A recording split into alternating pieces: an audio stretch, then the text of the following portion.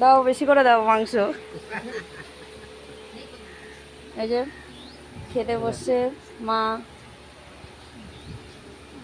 সুইটি, বুবু। কেমন হয়েছে বলুন জেঠিমা? খুব ভালো। সবাই ভালো করে খাবেন।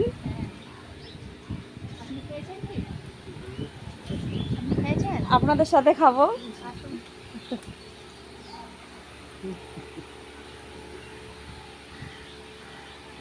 এই যে আমাদের দাদা স্নান করেনি। সত্যি কথা বলছো? এক্ষুনি পড়ে গেলাম, তাহলে কে গেল?